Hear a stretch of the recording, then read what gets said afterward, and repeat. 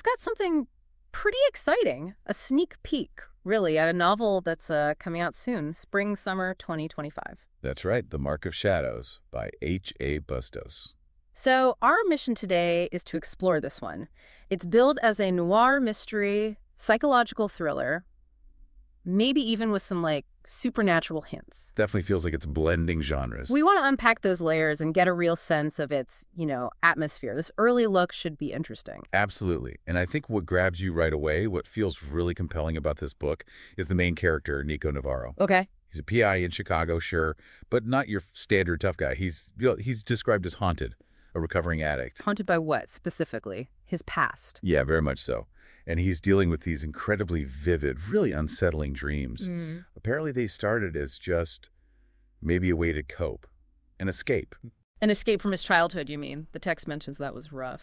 Exactly. Addiction in the family, abusive stepfathers, a really fractured background. But these dreams, they've started to change. Change how? It sounds like they're becoming less like nightmares and more like, well, potentially premonitions. Hints about secrets buried deep down. Oh, okay. So his own subconscious might be trying to crack the case before he even knows there is one. That's a fascinating setup. It really is. It adds this huge internal dimension right from the start. And then you get the classic noir trigger, right? The mysterious woman comes in, needs help. Yep, the inciting incident. Hmm.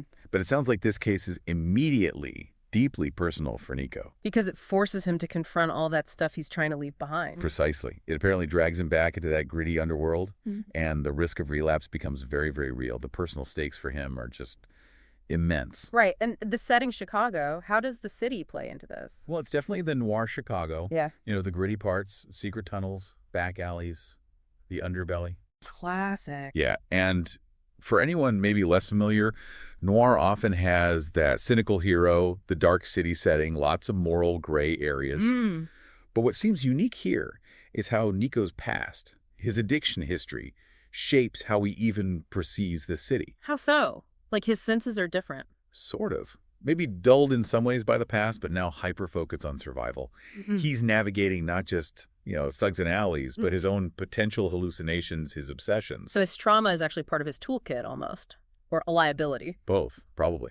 It makes him vulnerable, but maybe also attuned to certain kinds of danger. It colors everything. And this investigation, it doesn't stay typical for long, does it? The source mentions a cult. Yeah. It apparently leads him towards a cult involved in ancient Aztec rituals and human sacrifice. Whoa, okay. That's quite a leap from a standard PI case, Aztec ritual. Big leap. And that's where the genre blending really kicks in. You've got the Norse structure, the psychological depth, and then this potentially supernatural, almost mythic horror element. How does that ancient stuff feel layered into modern Chicago? Does it seem jarring or integrated? From the description, it seems intentionally integrated to create this specific, unsettling atmosphere. And speaking of atmosphere, something else is really striking. What's that? The accents of things. Specifically, the typical Chicago winter stuff, Christmas lights, holiday cheer. Huh. Even though it's set in the cold months. Apparently, yes. And the text suggests this is deliberate. It's meant to mirror Nico's own emotional state. His numbness, his detachment. Exactly. It isolates him further from the normal flow of life happening around him. So the cold isn't just the temperature. It's internal. The chill of his past, his trauma. That's a really clever way to use setting, or the lack of it. It sort of subverts that noir trope where maybe you see a flashing neon sign promising warmth that isn't there. Here, there isn't even the promise. Right. It suggests a deeper, more pervasive kind of darkness in his world.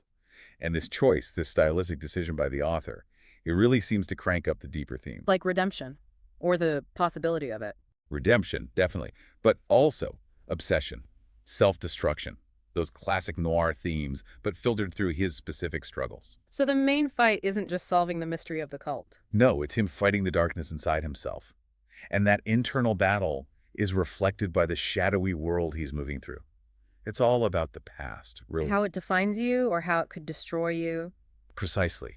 And that choice to skip the holiday imagery, it feels less like a mood-setting detail and more fundamental to understanding Nico. It kind of freezes time around him almost, reflects how he's trapped by the addiction, the despair. Yeah, like he's suspended. The real chilly landscape, as the source puts it, isn't outside. It's in his head. And the writing style itself sounds like it mirrors this blending the real and the maybe not real. The text mentions a mix of the tactile, the gritty reality to city with the surreal, like his visions and this ancient cult stuff. Creating that disorienting feeling, maybe, where you're not sure what's real, just like Nico isn't. Exactly. Yeah. It talks about a metaphysical descent, which sounds like, a journey not just through the city's underbelly, but into the deeper, maybe darker spiritual layers of the place and of Nico himself. Okay, so this book, The Mark of Shadows, it's due out spring-summer 2025. As we look towards that release, what are the big questions this initial info leaves us with? Well, the obvious ones first, I suppose. Will he solve the case? It feels intensely personal, so the stakes are high. And will he survive it? Not just physically, but mentally. Can he avoid relapse? That seems like the core internal conflict, absolutely. And then there are the specifics of the mystery itself. What are these secrets the dreams are hinting at? Right, what's buried in those shadows? And how does the Aztec cult connect to Nico? Is it just the case? Or does it somehow tie into his own demons, his past? That connection seems key. Yeah. Is the ancient darkness somehow resonating with his personal darkness? That's a really fascinating angle. It adds this whole other layer beyond just a psychological thriller. It could be genuinely supernatural or mythic. It seems poised right on that edge, which makes it very intriguing. These questions really highlight why this novel sounds so compelling. The external plot and the internal struggle are completely tangled together. Okay, so let's recap our deep dive into The Mark of Shadows, coming from H A Bustos next spring-summer 2025.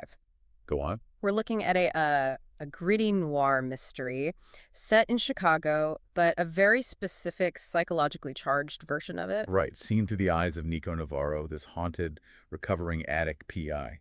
Yeah, and he's confronting not just external dangers, this cult, the investigation, but his own deep-seated trauma and the risk of self-destruction. And all of this unfolds against that deliberately stark backdrop, no holiday cheer, emphasizing his isolation and the internal coldness he's battling. It sounds like it's really aiming to blend genres effectively. Noir, psychological thriller, maybe even a touch of mythic horror with the Aztec element. Yeah, the author's choices, like stripping out that seasonal imagery, seem really purposeful in building the tone and highlighting Nico's internal state. It's not just window dressing. Sounds like one to definitely keep an eye out for next year. A potentially really gripping, atmospheric read. Agreed. It hits a lot of compelling notes. So maybe a final thought for you as you think about this book. How often in our own lives does our internal weather, our own history, our struggles cast a longer, deeper shadow than whatever is actually happening outside? That's a good question.